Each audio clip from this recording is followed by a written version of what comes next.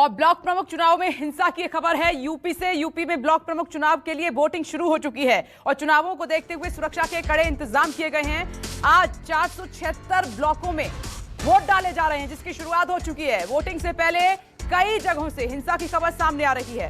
349 प्रत्याशी पहले ही निर्विरोध चुन लिए गए हैं।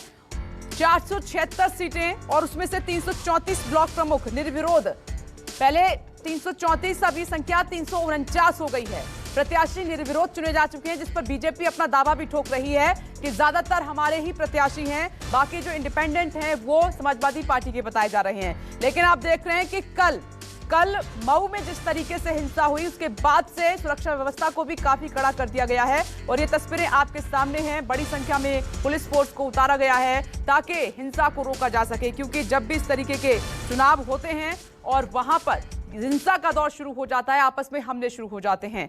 यूपी में ब्लॉक प्रमुख चुनावों में वोटिंग से पहले हिंसा की खबर। मऊ और बुलंदशहर में जबरदस्त बवाल हुआ है। मऊ में प्रत्याशी के रिश्तेदार को गोली मार दी गई है, बड़ी खबर है। प्रचार के दौरान हमलावरों ने वारदात को अंजाम दिया है। वहीं बुलंदशहर में ब्लॉक प्रमुख के प्रत्याशी के समर्थकों ने पुलिस वालों पर ही हमला बोल दिया। पुलिस को भी नहीं छोड़ा, प्रत्याशी से पूछताछ करने आई पुलिस टीम को दौड़ा दिया है। पहला मामला नहीं है, चाहे प्रधानी का चुनाव हो, पंचायत का चुनाव हो, ब्लॉक प्रमुख का चुनाव हो, उत्तर प्रदेश में ये चुनाव कभी भी बिना हिंसा के नहीं रहे हैं और ऐसे में पुलिस की बड़ी जिम्मेदारी बन जाती है। 2 तस्वीरें इस वक्त आपकी टीवी स्क्रीन पर, जहां पर अब तक हिंसा हो चुकी है। इसके अलावा कई और भी जगह हैं जहां पर माहौल तनावपूर्ण बना हुआ है। मऊ की बात करें तो मऊ में कल देर रात भाजपा प्रत्याशी पर वहां पर हमला हुआ है, गोली चली है, फायरिंग हुई है, उसके बाद कंप्लेंट भी दर्ज कराई गई। बुलंदशहर में भी बवाल है, पुलिस टीम को ही दौड़ा दिया। पुलिस टीम जब पूछताछ के लिए गई तो वहां पर पुलिस टीम पर हमला किया गया। ये तस्वीरें सब कुछ कहानी बयां कर रही हैं। यूपी के कई जिलों में चुनाव से पहले हिंसा और घटना हो रही है।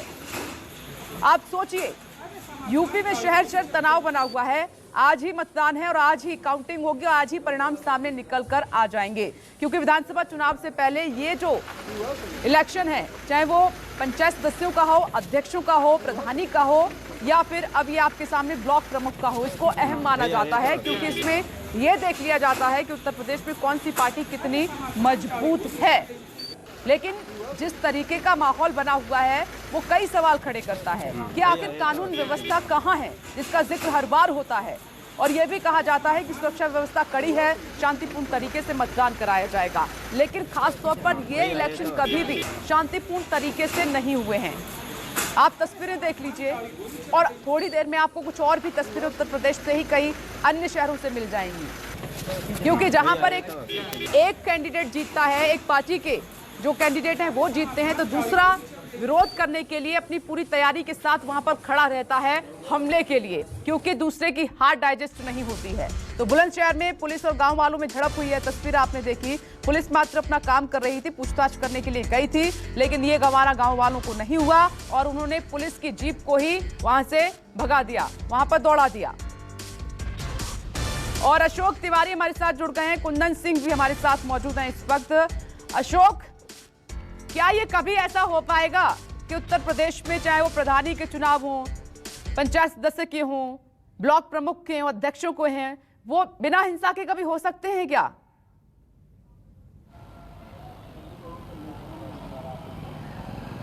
देखिए, बहुत बड़ा सवाल है। पिछले दिनों जितने भी चुनाव उत्तर प्रदेश में हुए, चाहे वो जिला पंचायत सदस्य का हो, जिला पंचायत अध्यक्ष का हो या फिर ब्लॉक प्रमुख के सदस्यों के जब नामांकन हो रहे थे, तो उस वक्त भी जिस तरह की तस्वीरें समूचे उत्तर प्रदेश से सामने आई थी, तकरीबन तमाम सारे ऐसे जनपद थे जहां पर हाथापाई की तस्वीरें आई, पर्चे छीने गए, कई जगहों पर जो लॉ एंड ऑर्डर है उसको बिगाड़ने की कोशिश की गई। हालांकि उसके बाद सरकार की तरफ से ये ठोस कदम जरूर उठाने की बात कही गई। कल जब मुख्यमंत्री ने अपनी टीम के साथ बैठक की तो उसमें ये कहा कि ब्लॉक प्रमुख के चुनाव में किसी भी जगह पर स्थिति अनियंत्रित न होने पाए, इसकी पूरी जिम्मेदारी जो लोकल एडमिनिस्ट्रेशन होगा, यानी जिला प्रशासन होगा, उसके ऊपर होगी। तो ये एक बहुत बड़ा सवाल है। आज भी उत्तर प्रदेश में जो तमाम सारे जनपद है जहां पर ब्लॉक प्रमुख के चुनाव हो रहे हैं, वहां पर सुरक्षा को लेकर तमाम सारे इंतजाम किए गए हैं, क्योंकि नामांकन के दौरान जो तस्वीरें सामने आई थी उसने कानून व्यवस्था पर बड़ा सवाल खड़ा किया था। तो आज मतदान होना है, उस पर तमाम सारे सदस्य मतदान के लिए लंबी लंबी लाइनों की कतार में दिखने भी लगे हैं। बैरिकेडिंग की गई है, ड्रोन कैमरे से निगरानी की जा रही है और खासतौर पर वो जनपद जो बहुत संवेदनशील थे, आपको याद होगा लखीमपुर में जो घटना घटी, महिला के साथ अभद्रता हुई, या फिर अलग जनपद हैं, आप मऊ की बात कर लीजिए या फिर बुलंदशहर की बात कर लीजिए, जहां जहां पर भी स्थिति अनियंत्रित हुई है वहां पर ज्यादा सतर्कता बरती जा रही है और कोशिश यही की जा रही है कि आज सुबह 11 बजे से 3 बजे तक जो मतदान की प्रक्रिया होगी वो पूरी तरह से शांतिपूर्ण रहे और 3 बजे के बाद जब मतगणना होगी मतदान के बाद तो वो भी कम से कम शांतिपूर्ण तरीके से उसकी मतगणना कराई जाए और जो जीते हुए प्रत्याशी हैं वो किसी भी तरह का जुलूस या सार्वजनिक समारोह नहीं करेंगे। इसको लेकर भी सरकार की तरफ से गाइडलाइन जारी की गई है। तो कोशिश तो यही की जा रही है, लेकिन जिस तरह की तस्वीरें सामने आ रही हैं उसमें ब्लॉक प्रमुख का चुनाव शांतिपूर्ण तरीके से संपन्न कराना जिला प्रशासन के लिए भी एक बहुत बड़ी चुनौती है, क्योंकि बीते दिनों जो तस्वीरें सामने आई थी उसने प्रशासन की कलाई भी खोली थी। तो कोशिश यही हो रही है कि शांतिपूर्ण तरीके से मतदान हो और उसके बाद मतगणना की जाए और तमाम सारे जो प्रत्याशी जीतते हैं वो शांतिपूर्ण तरीके से अपने घरों को वापस जाए, कोई भी जुलूस ना हो, कोई भी स्थिति अनियंत्रित ना हो, कोई भी तनावपूर्ण स्थिति ना बनने पाए। ये तो अशोक कहने की बातें हैं, आपने प्रधानी के इलेक्शन में ही देखा है। वहां तो जब इलेक्शन शुरू होता है, रिजल्ट आता है, उसके कई दिनों तक गांव में तनाव बना रहता है। आपने खुद देखा है, गोलियां चल जाती हैं, लोग एक दूसरे की जान ले लेते हैं। ये सिलसिला आज का नहीं है, लंबे समय से उत्तर प्रदेश में चला आ रहा है। कुंदन सिंह भी हमारे साथ मौजूद हैं। कुंदन, ये जो निर्विरोध चुने गए हैं ब्लॉक प्रमुख, उसमें कहा जा रहा है बीजेपी अपना दावा ठोक रही है कि ज्यादातर उन्हीं के प्रत्याशी जीते हैं।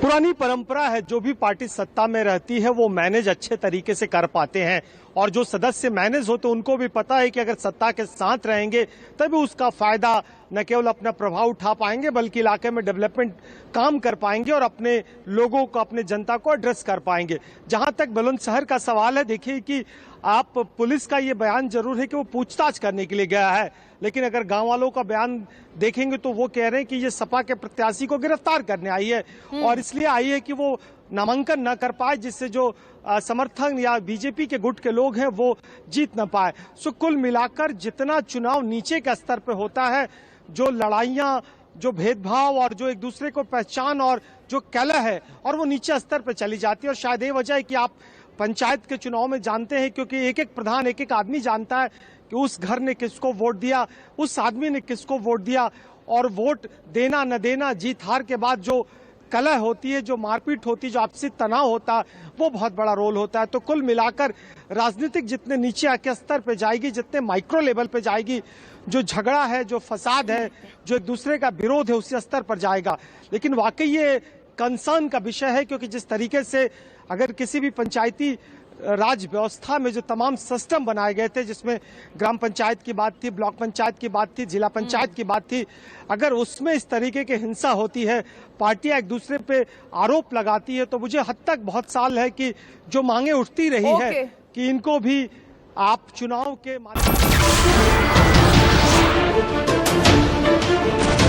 नमस्कार, मैं हूं मानक गुप्ता।